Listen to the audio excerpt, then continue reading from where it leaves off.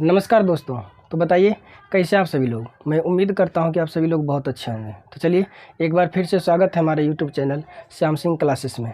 तो आइए कक्षा 10th का अध्याय 2 हम बहुपद को स्टार्ट किए थे और पिछले वीडियो में आपको त्रिघात बहुपद के शून्यक तथा गुणांक के बीच जो संबंध होते हैं उसको बता चुके थे। तो चलिए आज इस वीडियो के माध्यम से प्रश्नावली 2.2 के अगले उदाहरण यानी उदाहरण 5 को करेंगे। तो चलिए मेरे साथ वीडियो में बने रहिए और आज उदाहरण 5 को करते हैं।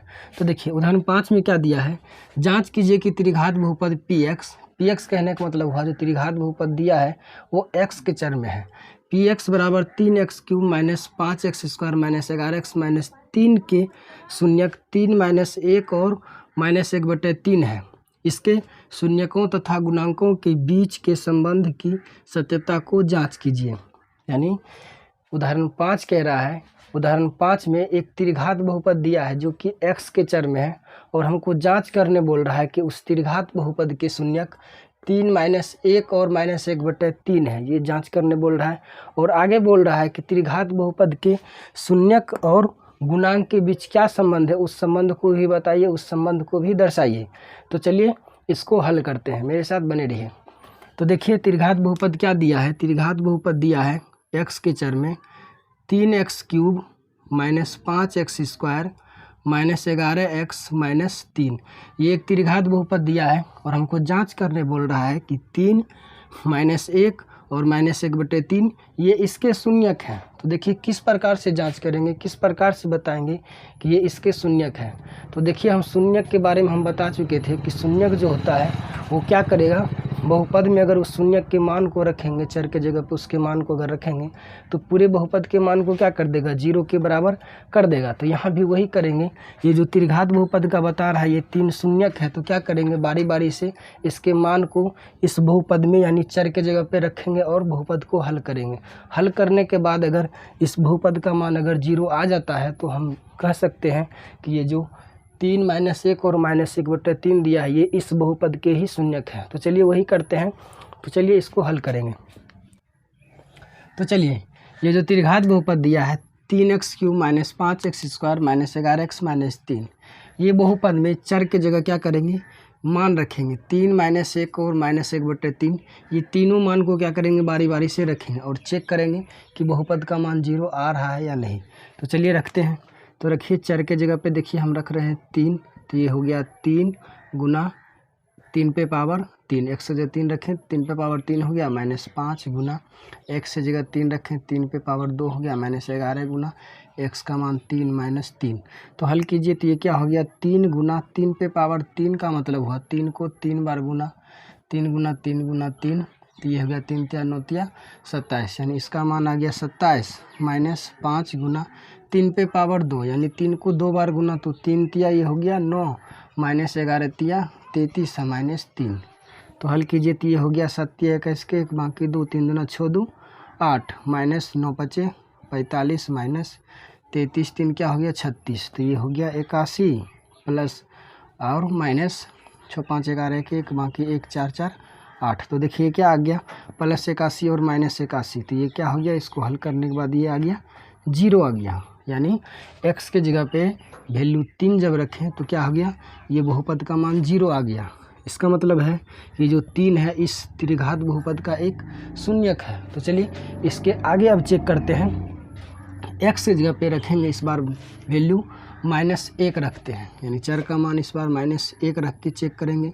तो रखिए -1, तो ये हो गया 3 गुना x के जगह पे क्या रखेंगे -1 का स्क्वायर माइनस 5 गुना x की जगह -1 का ये हो गया स्क्वायर, सॉरी ये क्यूब है, क्यूब माइनस 11 गुना x की जगह रखेंगे -1 माइनस 3। तो हल कीजिए तो ये हो गया 3 गुना -1 का क्यूब, यानी -1 का क्यूब का मतलब हुआ -1 गुना -1 गुना -1। ये देखिए हो गया माइनस माइनस प्लस 1 गुना 1 1 और ये -1, तो ये हो गया माइनस प्लस माइनस माइनस 1 गुना 1 1, यानी इसका मान आ गया -1 माइनस 5 गुना -1 का स्क्वायर यानी -1 का स्क्वायर बराबर -1 गुना -1। तो ये हो गया माइनस माइनस प्लस 1 गुना 1 1 यानी +1, इसका मान आ गया +1 और ये हो गया माइनस माइनस प्लस 11 गुना 1 11 हो गया और ये -3 3। तो हल कीजिए इसको, तो ये क्या हो गया, तो देखिए ये हो गया प्लस माइनस, माइनस 3 गुना 1 3, और ये माइनस प्लस, माइनस 5 गुना 1 5, तो प्लस 11 माइनस 3। तो हल कीजिए, तो ये हो गया -5 माइनस 3 -8, और प्लस 11 में 3 घटा प्लस 8। तो इसको हल करेंगे तो क्या हो गया, ये प्लस 8 माइनस 8 जुड़ेगा तो ये क्या हो जाएगा 0। यानी जब चर का मान x के जगह अगर -1 रखें तो इस स्थिति में क्या हो जा रहा है, जो त्रिघात बहुपद दिया है इसका मान 0 हो जा रहा है। अतः हम कह सकते हैं कि ये जो -1 है इस त्रिघात बहुपद का एक शून्यक है। तो चलिए इसके आगे अब चेक करते हैं त्रिघात, इसके आगे अब चेक करते हैं x के जगह -1/3 मान रखेंगे, यानी चर का मान -1/3 रख के चेक करते हैं कि बहुपद का मान 0 आ रहा है कि नहीं आ रहा है। तो चलिए इसके आगे x की जगह -1/3 रख के इस बहुपद को हल करते हैं। तो चलिए x की जगह -1/3 रखेंगे तो ये हो गया 3 गुना -1/3 पे पावर 3 -5 गुना -1/3 पे पावर 2 -11 गुना x की जगह -1/3 -3। तो इसको हल कीजिए तो ये हो गया 3 गुना -1/3 पे पावर 3 का मतलब हुआ तो -1/3 को 3 दा गुना -1/3 गुना -1/3, तो ये हो गया माइनस माइनस प्लस 1 गुना 1 1/3 तिया 9 गुना -1/3, तो ये हो गया माइनस प्लस माइनस माइनस 1 गुना 1 1/9 तिया 27। यानी इसका मान आ गया -1/27, -1/27 -5 गुना -1/3 पे पावर 2 का मतलब हुआ -1/3 गुना -1/3, तो ये हो गया माइनस माइनस प्लस 1 गुना 1 1/3 तिया 9, तो यानी ये हो गया 1/9 माइनस माइनस प्लस हो गया, तो 11 गुना 1 11/3 गुना 1 3 -3। तो चलिए इसके आगे हल करते हैं, तो ये देखिए कट गया, 3 से कट गया ये 9 बेरी में, तो ये हो गया -1/9, और ये माइनस प्लस माइनस 5 गुना 1 5 5/9 हो गया,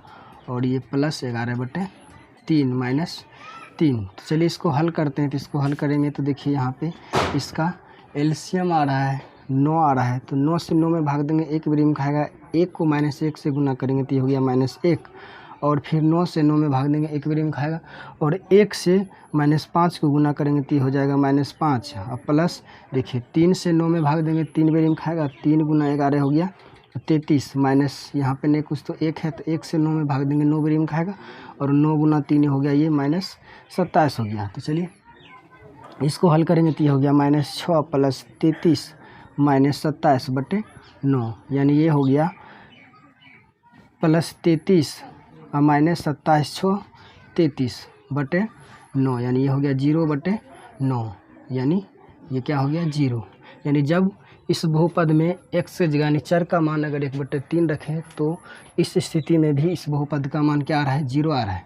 तो अतः हम कह सकते हैं कि 3 - 1 और -1/3 इस द्विघात बहुपद के ही शून्यक है। तो चलिए इसके आगे जो सवाल बोल रहा है, क्वेश्चन जो बोल रहा है शून्यकों तथा गुणांकों, आगे बोल रहा है शून्यकों तथा गुणांकों के बीच जो संबंध है उसको जांच कीजिए। तो हम बताएं शून्यक तथा त्रिघात बहुपद के शून्यक और गुणांक के बीच क्या संबंध है उसको जांच करना है। तो चलिए वीडियो में बने रहिए। चलिए आगे जो बोल रहा है त्रिघात बहुपद ये जो दिया है इसके शून्यक और गुणांक के बीच जो संबंध को जांच करने बोल रहा है, तो चलिए उसको करते हैं।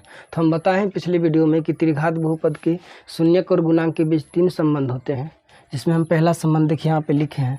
पहला संबंध होता है alpha plus beta plus gamma बराबर -b/a, जिसमें देखिए b क्या है, bx² का गुणांक होता है, bx² का गुणांक बटे a होता है x³ का गुणांक, x³ का गुणांक a होता है। तो चलिए इसको चेक करते हैं।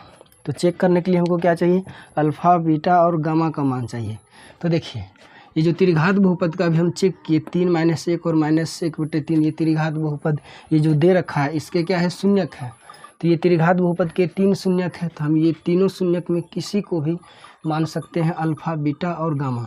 तो मान लिए 3 को मान लिए अल्फ़ा है, और -1 को मान लिए बीटा है, और -1/3 को मान लिए गामा है। तो चलिए अब यहाँ पहला जो संबंध है यहाँ पे अल्फ़ा बीटा और गामा के मान को रखते हैं। तो चलिए रखते हैं। तो अल्फ़ा की जगह रखेंगे 3 प्लस बीटा माने हैं -1 को, तो बीटा की जगह रख दिए -1 प्लस गामा, गामा की जगह हम क्या रखेंगे -1/3 बराबर ये होता है -b, b क्या है एक्स स्क्वायर का गुणांक, तो देखिए एक्स स्क्वायर का गुणांक क्या है -5 है बटे एक्स क्यूब का गुणांक, एक्स क्यूब का गुणांक क्या दिख रहा है यहाँ पे 3 दिख रहा है। तो चलिए इसको हल कीजिए, तो ये हो गया 3 प्लस माइनस -1 और प्लस -1/3 बराबर ये हो गया माइनस प्लस 5/3। तो इसको हल कीजिए, तो 3 में 1 घटेगा, ये बच गया 2 -1/3 बराबर 5/3।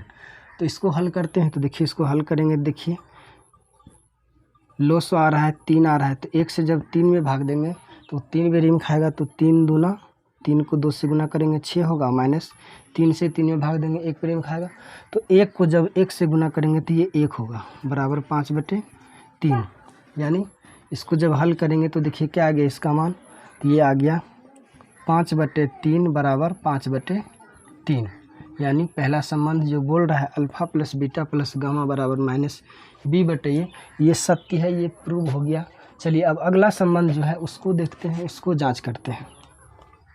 अगला संबंध है alpha into beta plus beta into gamma plus gamma into alpha बराबर होते हैं c/a।